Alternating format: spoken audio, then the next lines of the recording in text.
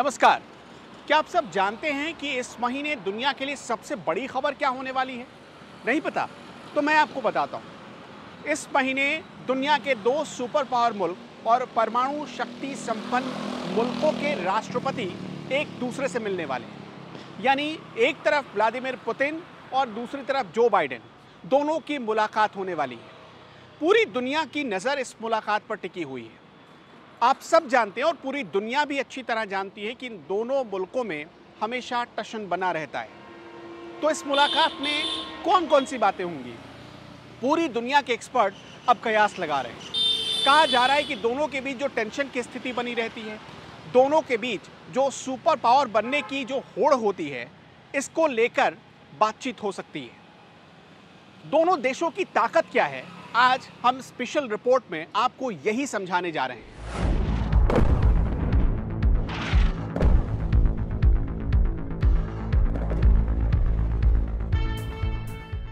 आपको क्या लगता है, अमेरिका के पास कितने परमाणु बम होंगे?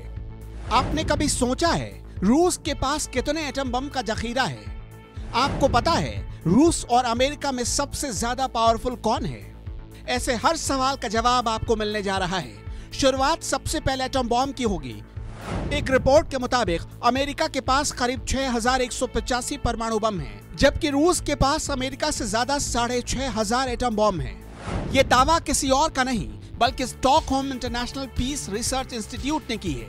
इंस्टीट्यूट ने नवंबर 2019 की अपनी एनुअल रिपोर्ट में यह दावा किया था कि रूस और अमेरिका के बीच फिलहाल एटम बम बनाने की रेस पहले के मुकाबले कुछ कम हुई है, लेकिन अभी भी ये दोनों देश दुनिया के सबसे विनाशक हथियारों में टॉप पर हैं। आप सबको परमाणु बम की मारकता के बारे में तो भली भांति पता ही होगा। ये जिस राज्य, जिस शहर या जिस देश पर गिर जाए, वहाँ सिर्फ तबाही के निशान बचते हैं, इंसान नहीं बचता। दुनिया इसका एक नमूना देख चुकी है आज से करीब 75 साल पहले, जब जापान के हिरोशिमा और नागासाकी पर अमेरिका ने परमाणु बम गिराए थे। दावा किया जाता है कि तब इस हमले में 1.5 करोड़ से ज़्यादा लोगों की जान जा चुकी थी। सोचिए तब के परमाणु बम और अब के परमाणु बम में कितना बड़ा फर्क आ गया होगा। कहा जाता है कि अब के परमाणु बम ज़्यादा विध्वंसक और ज़्यादा विनाशकारी बन चुके हैं।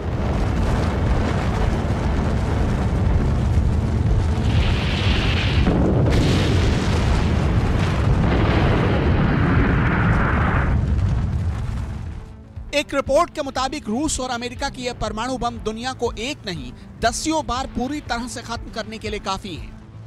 हालांकि कुछ इंटरनेशनल रिपोर्ट दावा करती है अमेरिका के पास रूस से ज्यादा करीब 7500 परमाणु हथियार हैं। इसमें से 1750 परमाणु बमों को बाकायदा मिसाइल और फाइटर प्लेन्स पर तैनात करके रखा गया है। रिपोर्ट दावा करती है कि इनमें से 150 परमाणु बमों को अमेरिका ने यूरोप में तैनात करके रखा है ताकि रूस की गतिविधियों पर नजर रखी जा सके। अगर रूस किसी भी तरह की विध्वंसक कार्रवाई करता है तो उससे एटम बॉम्ब से निपटा जा सके। अमेरिका ने अपने एटॉमिक प्रोग्राम को एक बार फिर नए सिरे से शुरू करने की योजना बनाई है। कहा जाता है कि अमेरिका बहुत अच्छे से जानता है आने वाले वक्त में उसे चीन और रूस से बहुत कड़ी चुनौती मिलने जा रही है। इसलिए अमेरिका ने अगले 10 सालों के लिए अपना एटॉमिक प्लान तैयार कर लिया है और इस प्लान पर उसने करीब 70,000 करोड़ रुपए खर्च करने का प्रस्ताव रखा है। इसके लिए साउथ कैरोलिना और न्यू मैक्सिको के लॉस एल्मोस में परमाणु उत्पादन शुरू हो सकता है।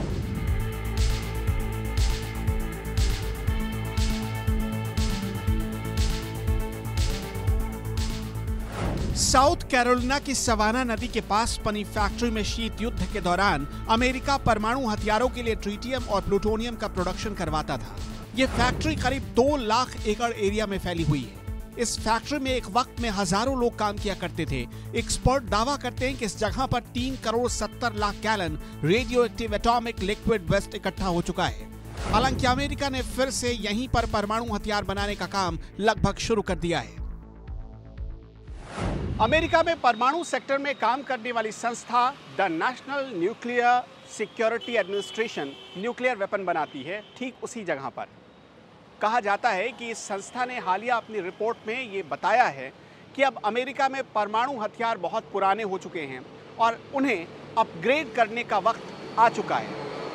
कहा जाता है कि अमेरिका को इसमें कोई दिक्कत नहीं होने वाली है, क्योंकि उसके पास अब बहुत आधुनिक और सेफ तकनीक आ चुकी है।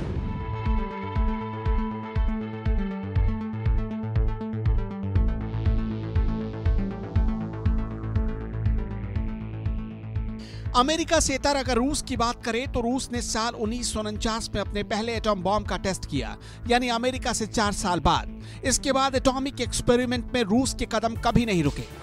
1949 से 1989 तक कजाकिस्तान के द पॉलीगन यानी सेमी प्लांटिस्क में रूस ने हर साल करीब 10 एटॉम बॉम्ब का टेस्ट किया।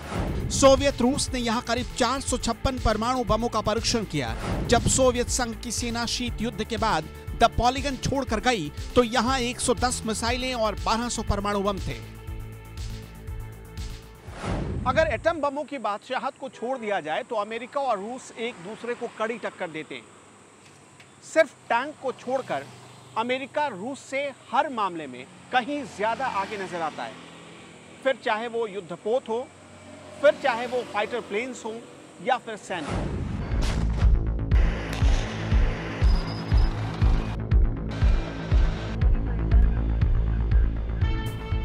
साल 2019 की एक रिपोर्ट के मुताबिक अमेरिका के पास 8,848 टैंक हैं, जबकि इसके जवाब में रूस के पास इसके दोगुने करीब 15,398 टैंक हैं। अमेरिका के पास 2,785 फाइटर प्लेन हैं, तो रूस के पास इसके आधे करीब 1,438 फाइटर प्लेन। अमेरिका के पास जहां 13 युद्धपोत हैं, तो रशिया के पास सिर्फ 1 युद्धपोत ही है।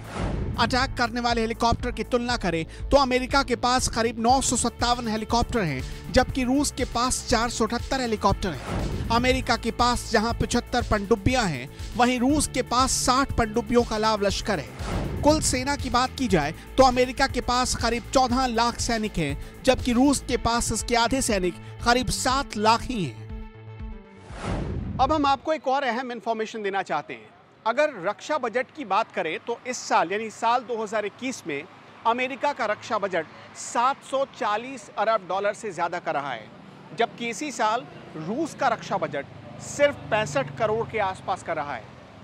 इस डेटा और इन्फॉर्मेशन के आधार पर तुलना करके आप बहुत आसानी से समझ सकते हैं कौन देश कितने पानी में है और कितना पावरफुल है।